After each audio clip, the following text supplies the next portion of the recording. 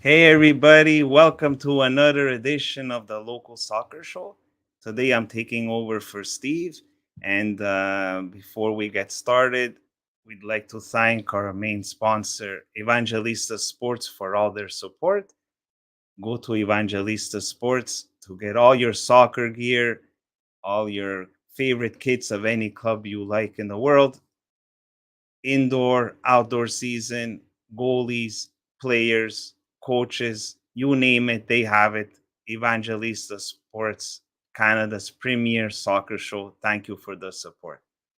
So I'm really happy to have a great guest today to talk about all the things that are going on at the CF Montreal Academy. It's Marinos Papageorgopoulos, and it's a real honor to finally meet him and talk about all these wonderful things they're doing at the academy and how it affects the quality of the soccer in the province as the clubs do their CDC and the kids graduate to the next level. So we'll definitely touch on that topic. So we'll do the little intro and then we'll welcome our guest.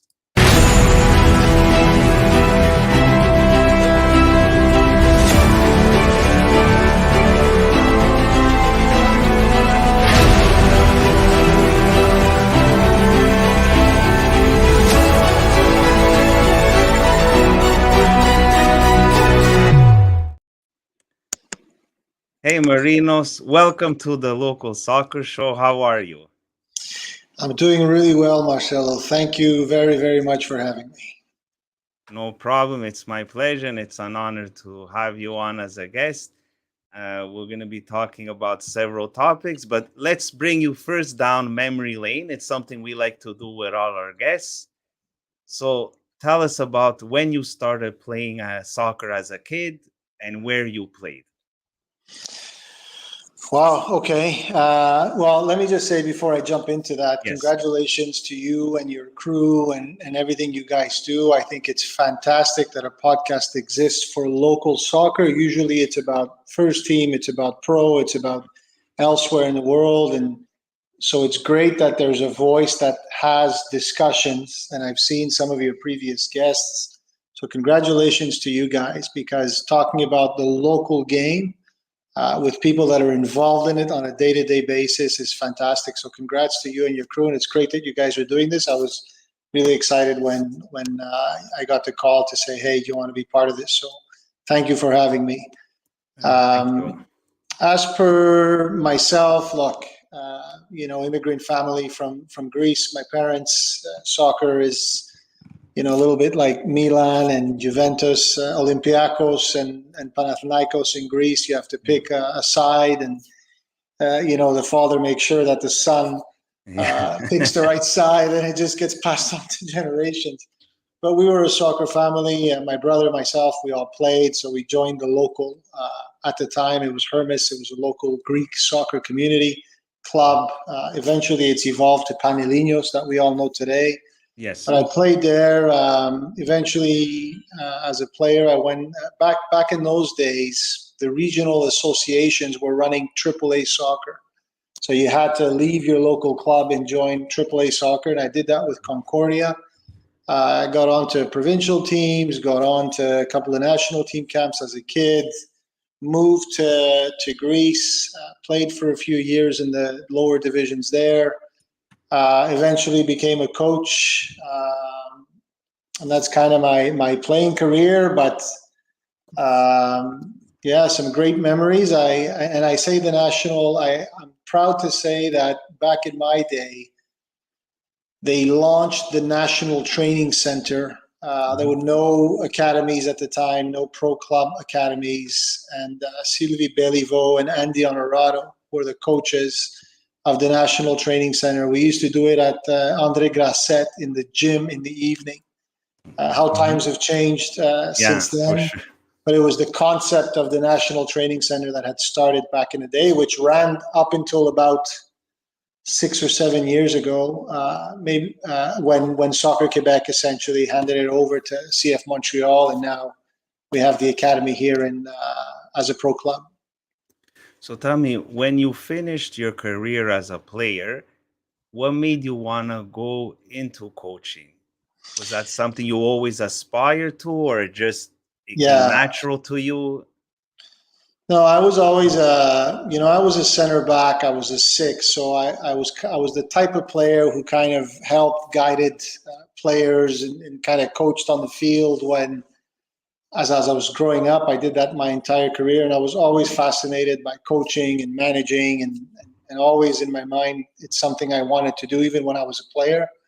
Okay. Uh, and I really kind of by chance or by luck or by design, but I was 28. I was playing for a local team in Greece, and the president at the time, they fired the coach, and I was one of the oldest players on the teams. It was a young team, and the president said to me, "Do you want to be a player coach?"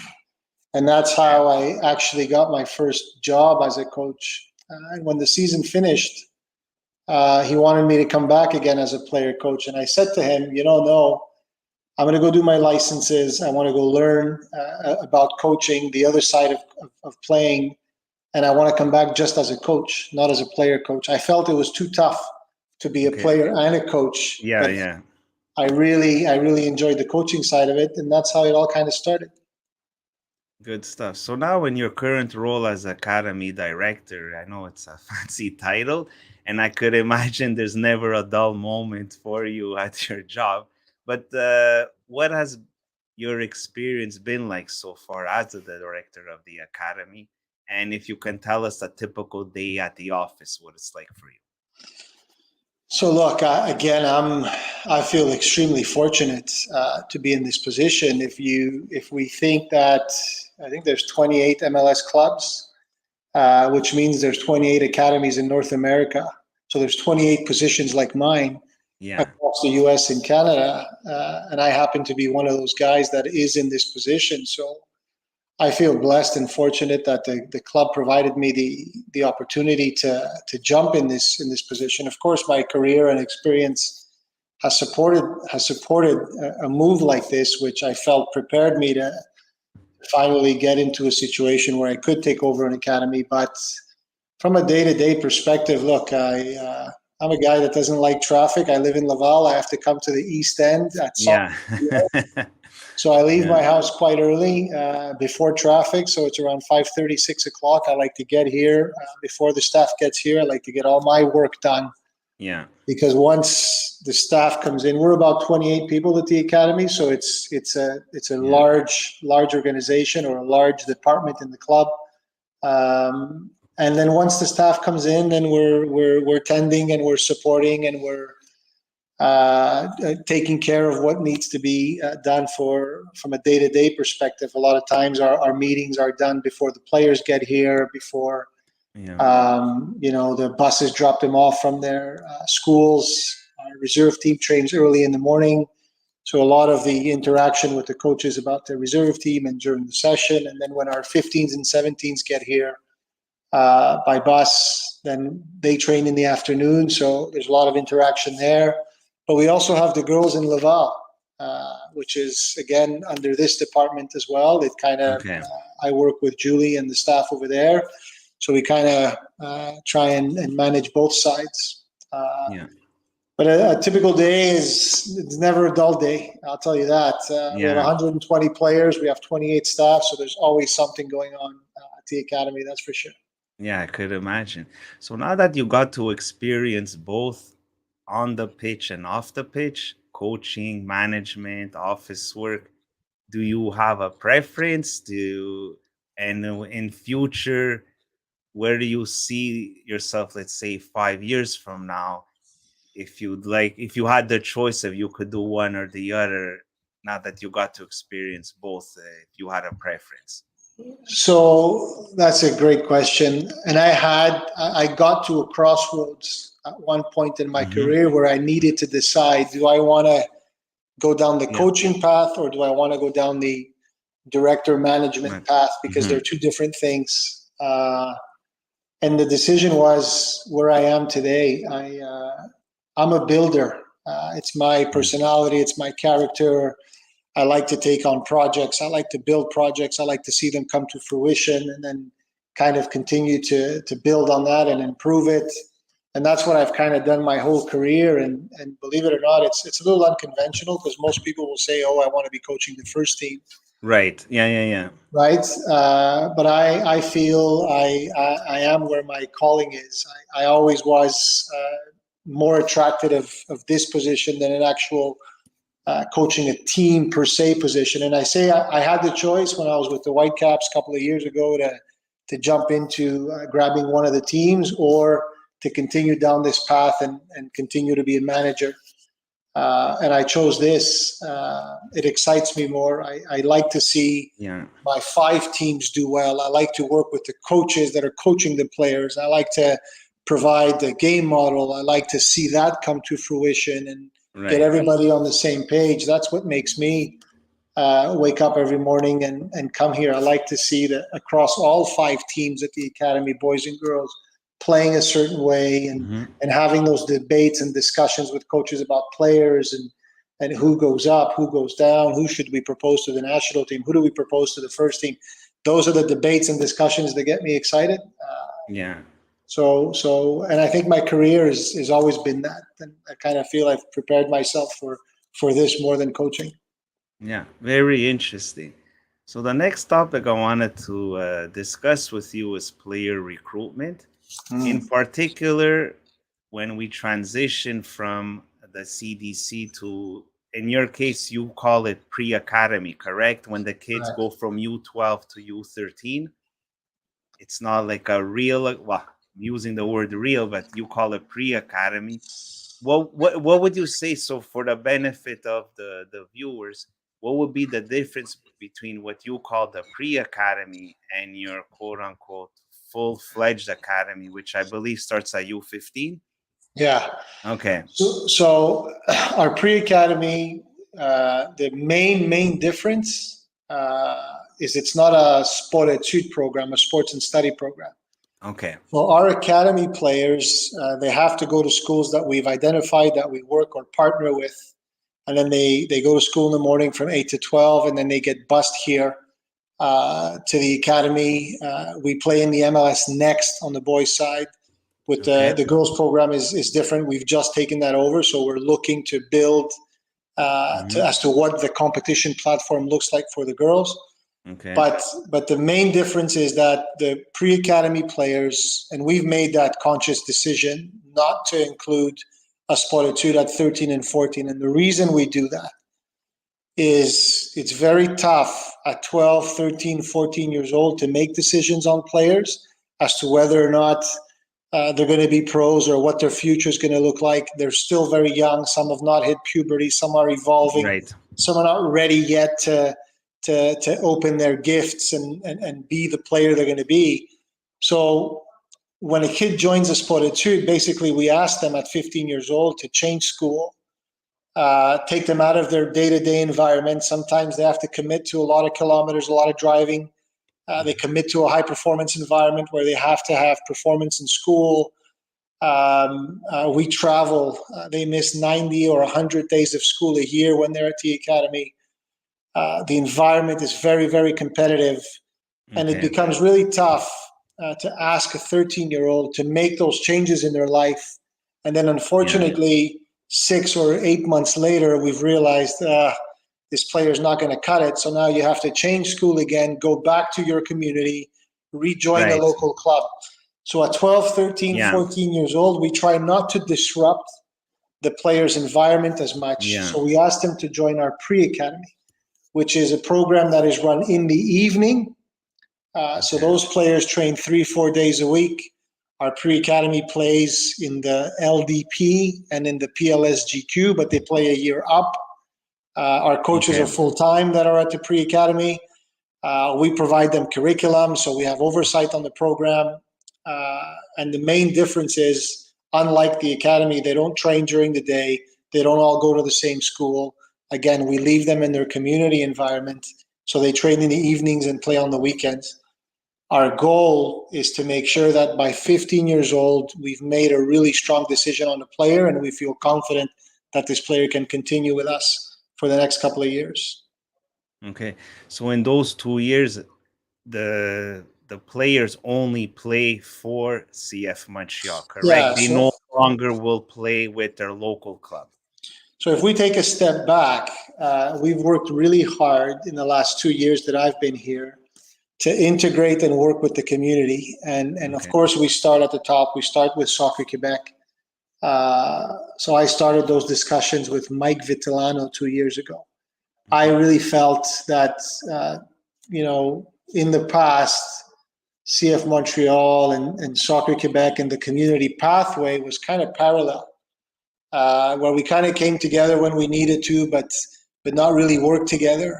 I literally remember the first weekend I got on the job, we were doing open tryouts for a certain age group, and Soccer Quebec at the same time was running a provincial program for the same age group on the same weekend. Yeah. So I kind of said, well, what are we doing here? We need to kind of streamline this and work together and figure out a way to integrate the pathway. Yeah. So I sat down with Mike Vitellano at the time and Rudy, who were at Soccer Quebec, and the discussion started from back then. And first and foremost for us, one of the things I asked for was Soccer Quebec does monthly meetings with the regional directors. There's 14 regions in Quebec, and they do what they call the regional connection meeting. And that's where they all get together and talk about the development of soccer and how and what the direction is of soccer for development in Quebec. And one of the first things I insisted on is we need to be at that table as a pro club. We're the only pro club in this province. How are we not sitting with you guys and having these discussions to say, hey, what are we doing for player development? Because we're directly affected by what happens at 8, 9, 10, 11 years old in clubs. And we manage that. So, and then recently we also got onto the club connection meetings. It's the same concept with some of the national level clubs and provincial level clubs, where now we also participate in those discussions in presentations. Part of the goal was that we find a way to bring everything closer. And what we presented at the time was the introduction of a PDR program. It's the Programme Découverte Régionale. And that comes in at U12. So our goal with the PDR is to, we've partnered with every region in Quebec, and we say to the regions, we want to come to your region in Lac Saint Louis or in Laval and in the South Shore, and we want to run 6-8 sessions with your top 12-year-olds, boys and girls. And what the regions do is they try and filter that through the clubs. So they'll ask clubs in the region for recommendations. So the last 2 years we've done this. We've done 6 to 8 sessions in every region. We see about 500 12-year-olds, boys and girls. And the purpose of that program is we have partnerships with the regions. We do it through the clubs, and we have boots on the ground in every region of Quebec, where we can see the player in their environment. And then the goal is to identify the top 24, 22 players that are going to join our pre-academy program, which is going to allow us to essentially filter a high percentage of the better players. But we know that making a decision at 12 years old is really tough. So what we insisted on is that we, again, continue our collaborations with the regions and the clubs so that we're present during the PIR programs, which is the Programme d'Identification Régionale that every region does with the best players of the region, again, recommended from the clubs. And we took it a step further to say our pre-academy players need to be part of the PIR programs. That way we can compare like for like when we come and visit and scout during the PIR. And furthermore, a regional director could call us and say, look, your 2 pre-academy players that are here are really good, but I have 3 guys or girls here that are better than them, and you need to look at them to join your pre-academy. So that's kind of what we're hoping for. Yeah. So at 12, 13, 14 years old, through the pre-academy, the PDR, and the PIR, we can really collaborate with the community, make sure we're present everywhere, and make sure that when we get to 15, we've made the right choice for the player. Absolutely. That's joining the academy. Oh, that's very interesting. And one thing that ties into my next question was there were some changes that were done recently with the Canada licensing program and the CDC that was implemented. And I wanted to get your opinion. I know they're very broad topics, and we could talk 2 hours just on those things alone. But if we can just focus it, linking it to player recruitment and the type of quality of player that's being produced ever since these things have come in, what would you say is one thing you liked about the licensing program and one thing you don't like in that aspect when it comes to the players that are being produced? Like I said at the top of the Yeah. little discussion we had earlier, we're affected, and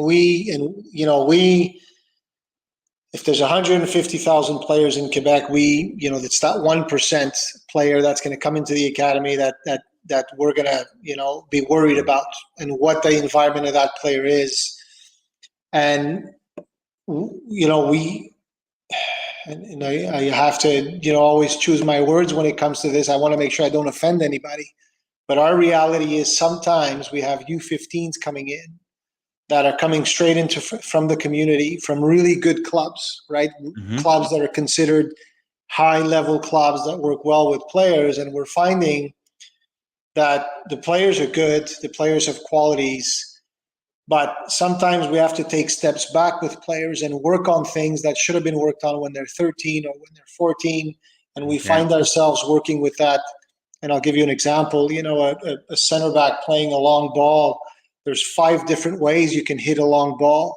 Never mind your weak foot, but there's 5 different ways you can float it, you can drive it, you can bend it, you can, and a 15-year-old needs to have an idea of how to do that. A lot of times we find ourselves, there's just one way that they're knocking balls in, so then we need to take steps back to work on certain skill sets.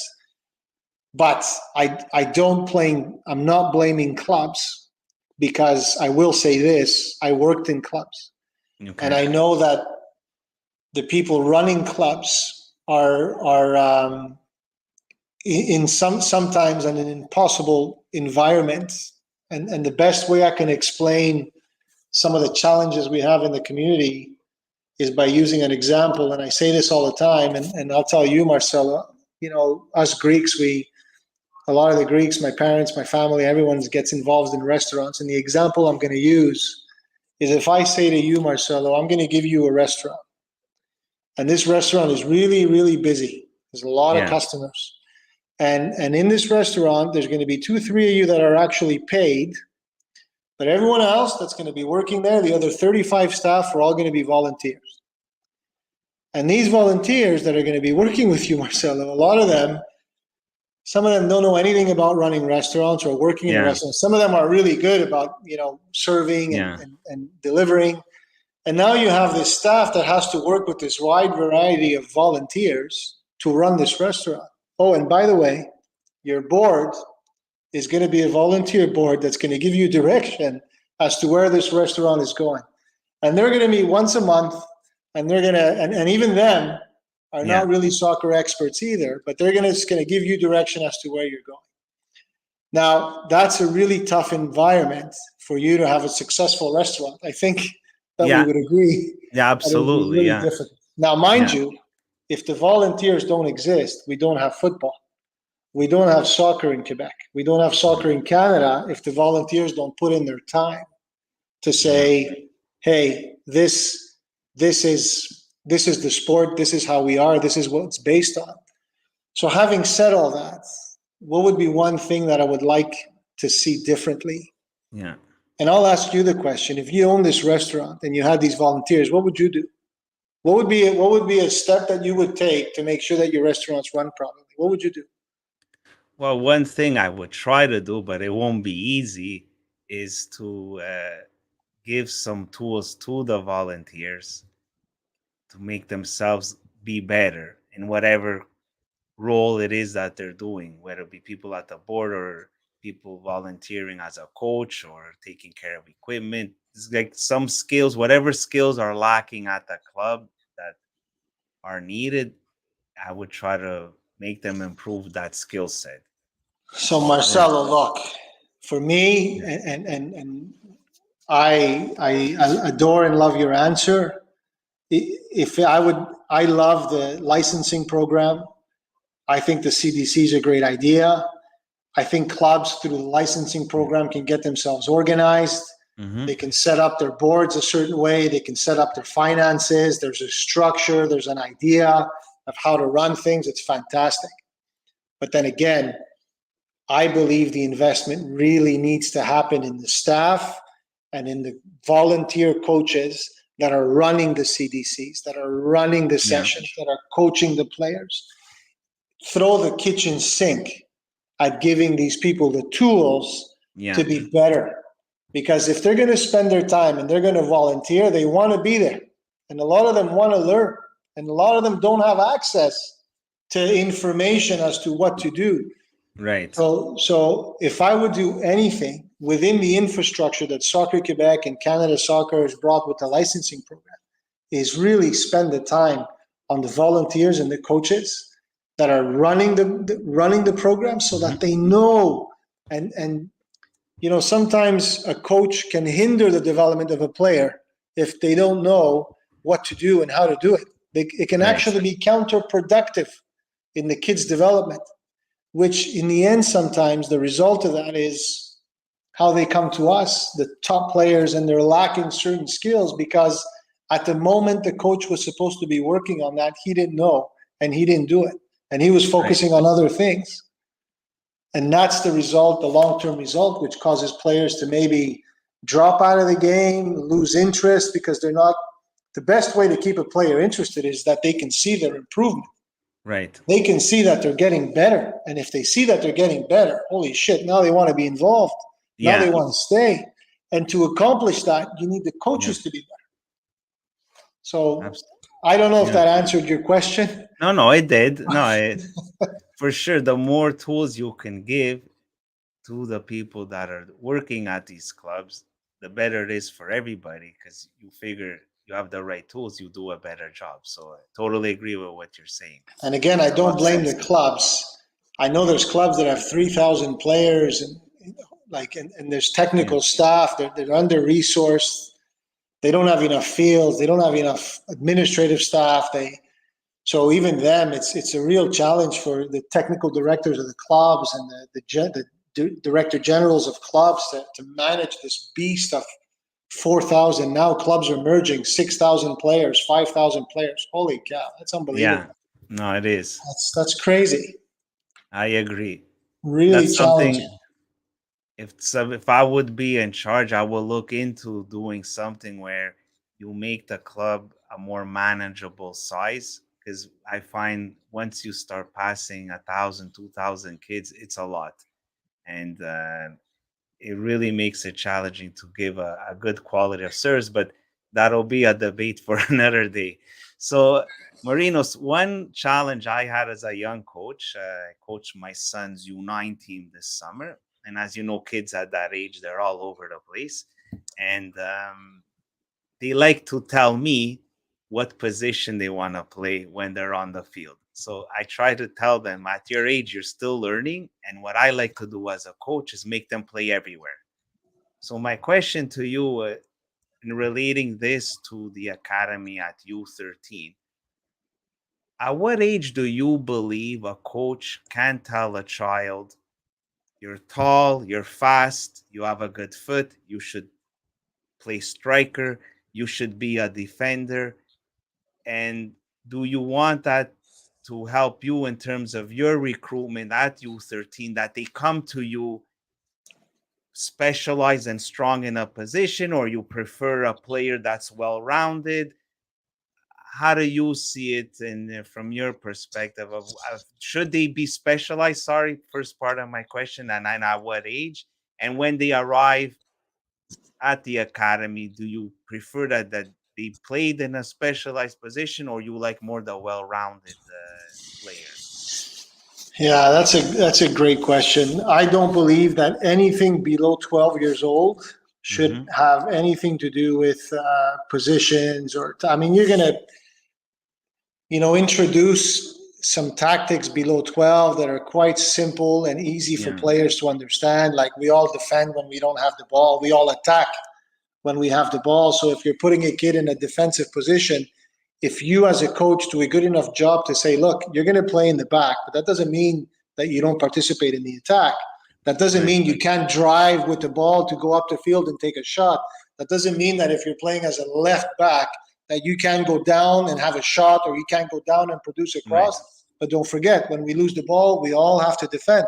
So even if you're a striker, you're not just going to sit on top and wait till everybody wins the ball. You have to participate in defending. So we all attack, we all defend. So there are little tactical nuances that you can introduce, but the idea is to get players to understand that we all attack, we all defend, learn different assets of the game, be multi-positional, which is ideal, because in the end, we have a challenge with that. So at 13, 14 in the pre-academy, we ask our coaches to have 1 or 2 positions per player, even 3, so that we see where a player can evolve. You can't really define a player at 12 years old and say, you're going to be a center back.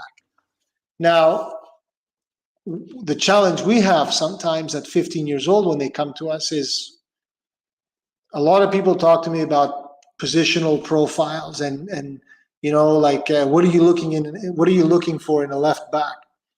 And the way I challenge the community with us when they ask me questions like that is, you know, we're not France or Barcelona that can select players from everywhere in the world. They have a left back profile, and they have 7 left backs that are all top level left backs that they can choose from, and they're going to take the one that fits their profile. We're not like that. That's not our reality here. We're going to take the best players, and we have certain criteria that, you know, help us identify what the best player looks like internally for our scouting and our structure. But sometimes we get stuck with midfielders. Sometimes we get stuck with strikers. Sometimes we get stuck with wingers, and we have no defenders, because those happen to be the best players.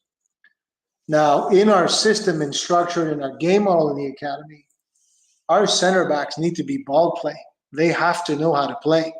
We don't allow our center backs to, our game model applies, you got to take the pressure, you got to invite the pressure so that you can create space, which means you have to be able to handle yourself with the ball on your feet and be as good offensively as you are defensively. And it's the same thing with our number 10s and our wingers. They all need to know how to play. So the most important thing in younger age groups is making sure players learn skills, players learn technique, players learn how to play with 2 or 3 players around them.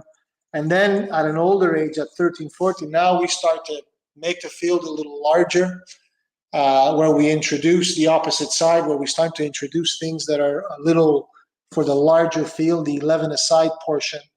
But until then, it's you and the 2, 3 players around you recognizing that, you know, we can no longer go this way, we're going to try and go this way. Or how can I use this player to help me get around the defender? Or do I do it myself? It's little small group tactics that are really important. But again, the positions for me at 13, 14 is we really can now start to introduce that a little bit to players. Right. And then if we go along that player pathway, you said you'll have an academy team at U15 and you also have one at U17. At that point, is that the age when you start assessing which kids have potential to maybe one day play with the first team? And then there's also other options available to the players. For example, there's the CPL, or they could go in the USL in the United States or even Europe. But I don't think that many people actually pursue that path. But anyway, if you could just give us a bit of an overview from your experience, what you've seen as the kids graduate from U17, where do they typically go next? So we have our reserve team, right, within the club that plays in the League One in Quebec, and it doesn't necessarily mean, Nathan Saliba signed with our first team when he was 16 years old. He was still playing with the U17 team when he signed with the first team. So the age doesn't necessarily, we have a cutoff to say this is when we're going to look at players. If a player has potential to sign for the first team, It could come out of U17. It could come out of our reserve team, depending on the player's quality. It's a really special player that at 16 can compete with the guys in the first team. We're going to do that. In a more typical pathway, though, the 17s graduate into the reserve team. Okay. We obviously internally with the coaches have a list of high potential players. Okay. We promote to our first team when the first team needs players to complement their training session because they're missing a couple of guys due to injuries. So we usually pick from our high potential player list.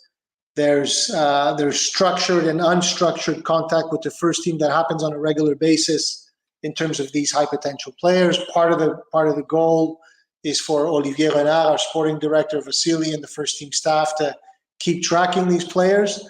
And then there's a structured way where some of the first team staff run sessions with our high potential players to work on strengths and weaknesses. And that, of course, is dependent a lot on the first team schedule if they're traveling. But when they're in town, we make it a point where some of their staff run actual sessions with our high-performing players.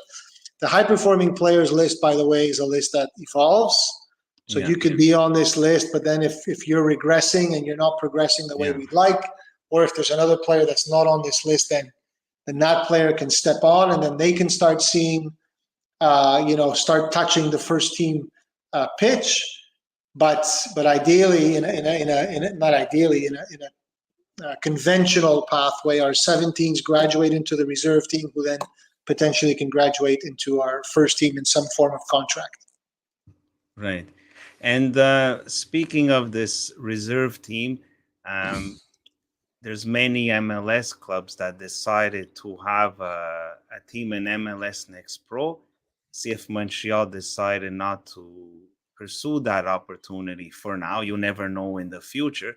I just wanted to know your thoughts on that decision, and also what would change for you in your role if Montreal would have an MLS Next Pro franchise. How would it give people more opportunities? Would it be a different environment?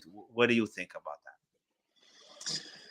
Wow, that's a good question, and a question that is always discussed internally. It's a question that's discussed externally as well a lot. A lot of our players also are interested in some of those answers. But look, in our current structure, we have examples of players that have come through the system without an MLS Next Pro that are with our first team right now. So if I say to you that our current age group, which is the reserve team, which is 2003, 4, and 5, which is the current age group in our reserve team, there's been 8 players that have come out of that reserve team that are now playing pro. 4 of them are with our first team. There's a couple in CPL. Matteo Schiavoni's in Bologna. So our current structure has allowed for us to move players into a professional environment, whether it's with us or CPL, without an MLS Next Pro. And if I dig deeper into that, I look at our Nathan Saliba, I'll use him as an example again. He signed with the first team and he stayed here. He trained with the first team on a daily basis and then got his games in the reserve team environment in the local League One. So he did that for about a year or two, about a year and a half. And now his progression is he's a starter on the first team. He's one of the top players. He's a player that has projected to potentially move on, hopefully, right, if he continues to progress the way he is. But then on the flip side, you have a player like Sirois or Sean Rea who got signed a contract out of the academy and then got loaned out to go to CPL. So Jonathan Sirois, he played there for, I think it was in Valor, has now come back and is one of the most improved players on the first team roster, who's helped the first team quite a bit this year. So now we have 2 different types of ways to get to the first team and to get minutes. And in our current structure, it's worked.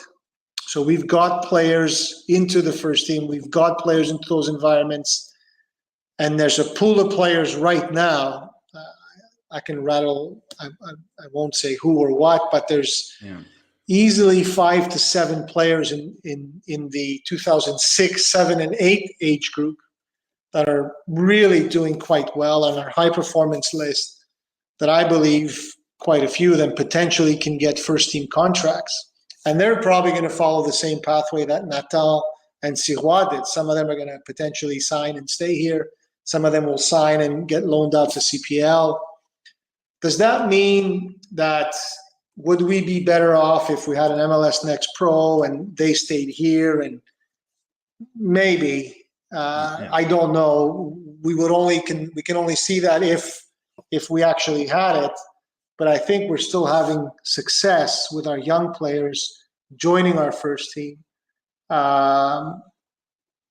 in our current structure. Now we're quite lucky, and I'm lucky as an academy director to be in charge of an academy where the club has a philosophy of promoting young players.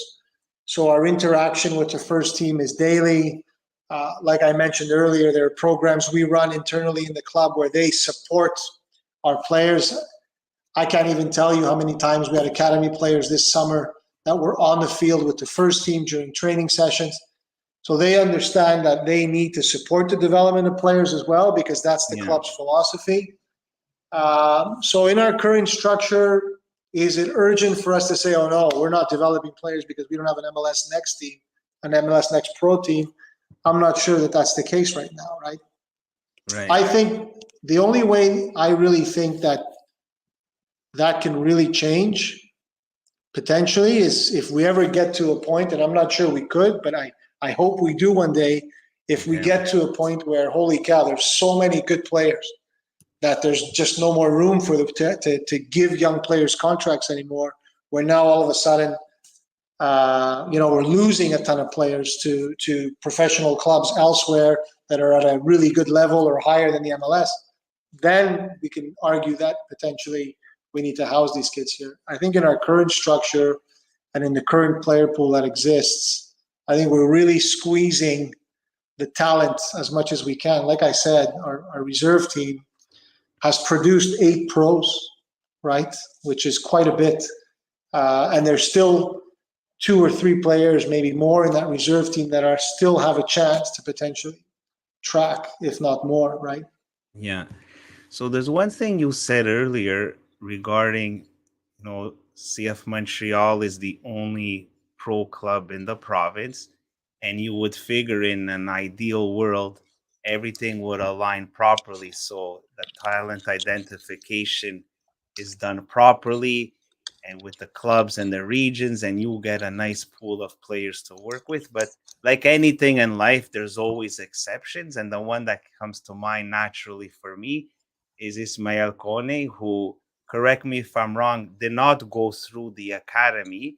And yet, despite that, he still blossomed into a great player. And now he's playing in Europe. Would you say he's an exception to the rule, that there was something that was missed, or there's certain times where it's just too hard to predict the development of a player, and you'll have these Ismael Kones who kind of quote unquote slipped through the cracks and didn't get developed fully through the academy? Great. I really appreciate your question. It's a really good question, because Kone's talked about a lot. And I wasn't here at the academy at the time, but I'll tell you this. So the academy at the time knew very well who Kone was. In fact, twice they tried to get the kid to come into the academy. The obstacle was actually school. So as I mentioned earlier, we work in a sportitude environment, and the players have to maintain a 75% grade to maintain the sportitude status with the school, or else they can't continue. If a kid is not in a sportitude environment with us, in one of the schools that we work with, it's almost impossible for the player to follow the program. And the reason is, we're leaving on Friday. we go to New York. We play a doubleheader Saturday, Sunday. We get back Sunday night at 2 a.m. So they're going to miss school on Friday. They're going to miss school on Monday. And then in 2 weeks, we go to Arizona for 10 days. They're going to miss school for 10 days, probably right before exams. So the environment is truly a high performance environment. And if the kid, unfortunately, the schools don't allow us to maintain players in the program that don't maintain the average. You have to have the status to stay. Now, mind you, Kone at the time, the challenge was just that, is that he couldn't meet the level of grades. So what we, and that obviously is a problem for the academy. We cannot afford, with the money that's being invested in this environment, we can't afford not to have the best players for whatever reason, right? So we need a proper scouting structure. We need to figure out ways to get these players into our environments. What we've done recently, and I applaud the club for adding to the investment, is we've hired a full-time tutor, we call it soutien scolaire. So the person that's in this role, their job is to be the link with the schools. Their job is to connect with players when they're in pre-academy, is to connect them players when we're scouting them and trying to get them into the academy to see where they are from a schooling perspective. The schools really appreciate the fact that we have someone looking after the players in this way.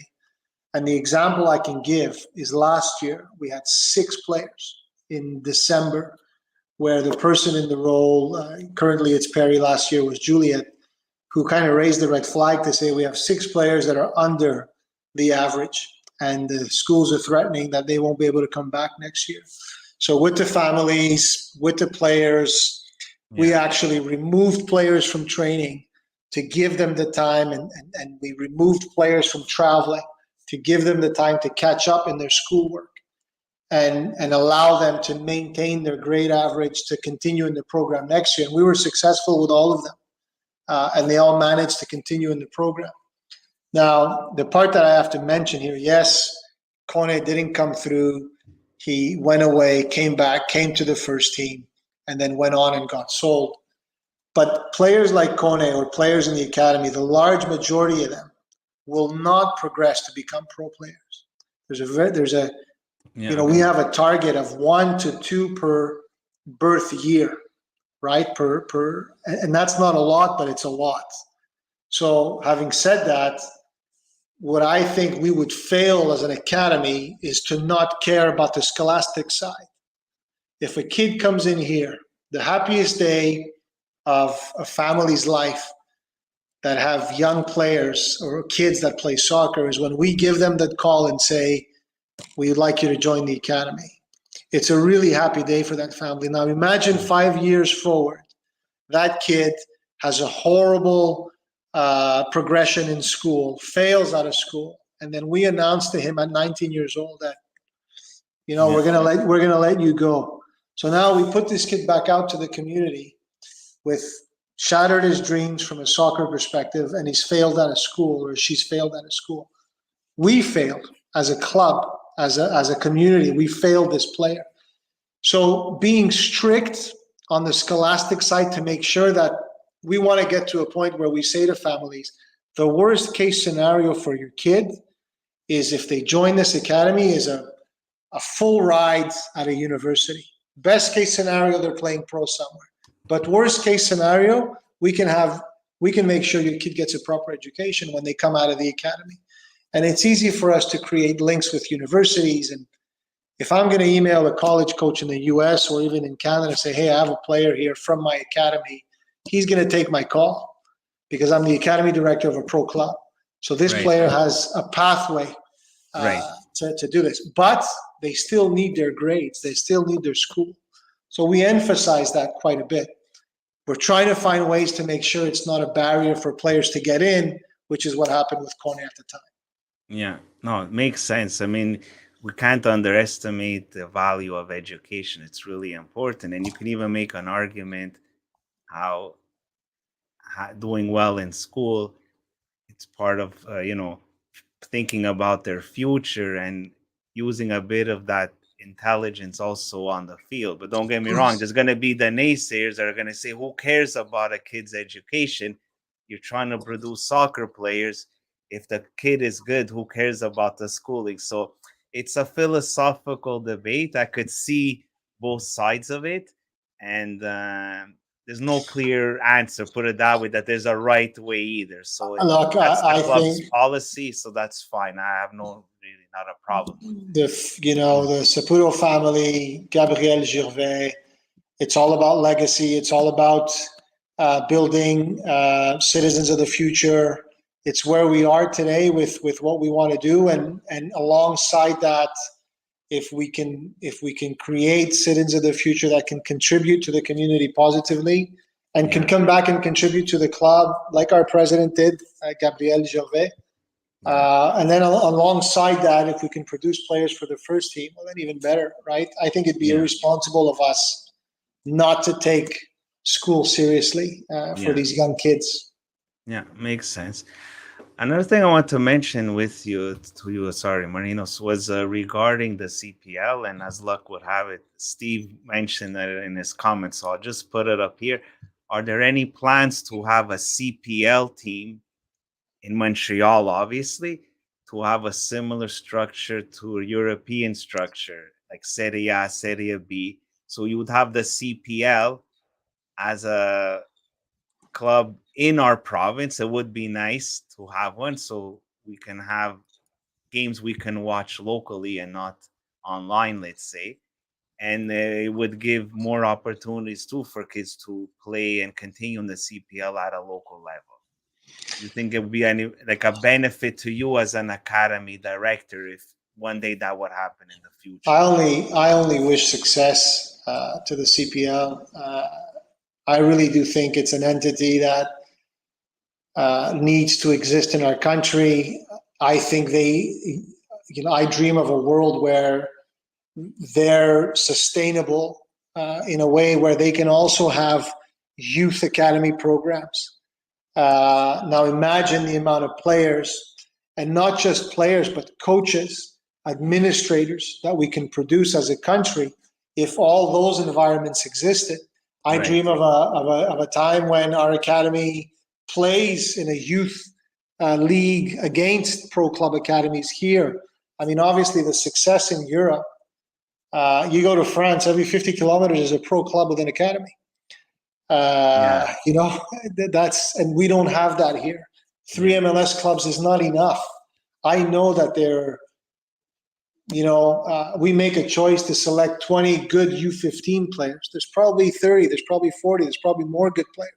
So if other environments exist for these kids as they're coming up to continue to develop, well, then that's fantastic. I mean, even we strive to have good relationships with the CPL clubs here. Would we ever be involved in a CPL club? I can't speak for ownership. I don't think so. But at the same time, if a player that doesn't get a first team contract for CF Montreal that has come through our system, that now joins the CPL, like the 4 or 5 guys, the ones that left last year from our academy that didn't get contracts and that are playing in CPL, if those guys explode while they're there and we have a great relationship with the club and with the player, well, then why not come back to the MLS in 2-3 years and then buy the player back if we have to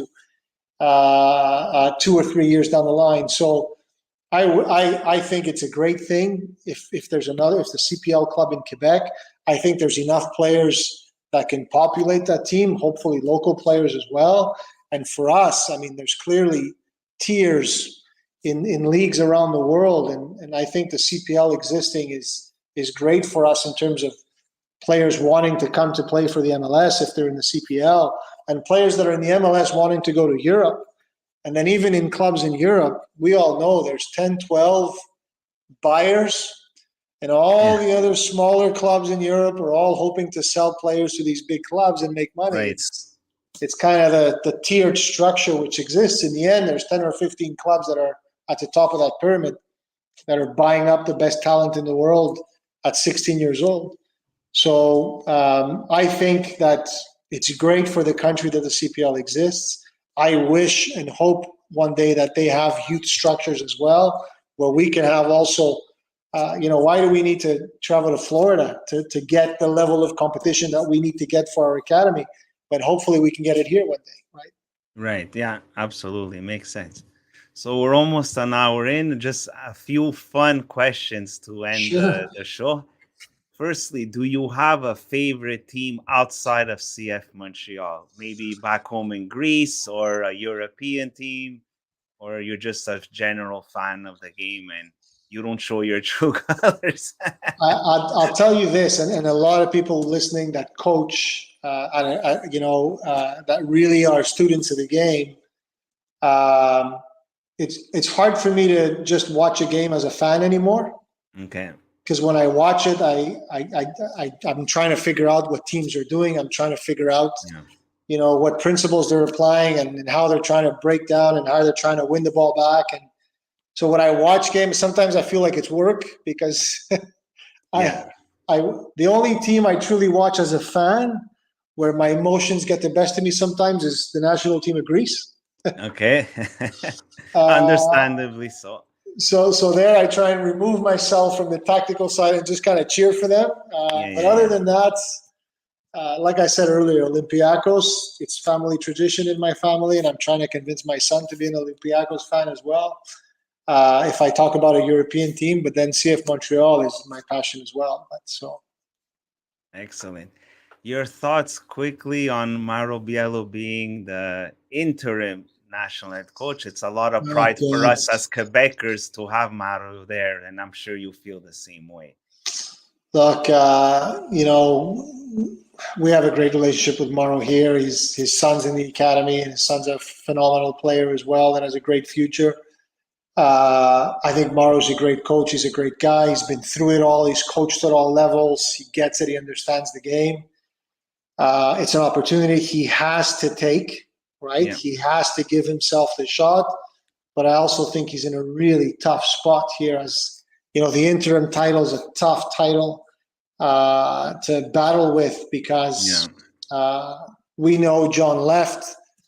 John Herdman, we know he left because of the circumstances, the finances, the problems that Canada Soccer is having at that level right now. And I hope for us as a nation that all that gets resolved quickly and it evolves positively, because we have a World Cup coming up and we need to get the best out of that. But I think Maro's in a really tough spot based on the environment right now. But I think he's a great coach. He's a great guy. It's a chance he had to take, and I wish him all the success. Yeah, same here. Growing up, did you have a favorite player? Yeah, I did.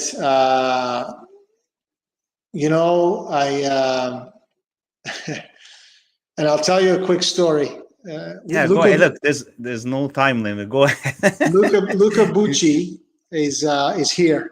He's been hired by the club. He's come from Bologna. He's been hired from played in Italy, had a phenomenal career.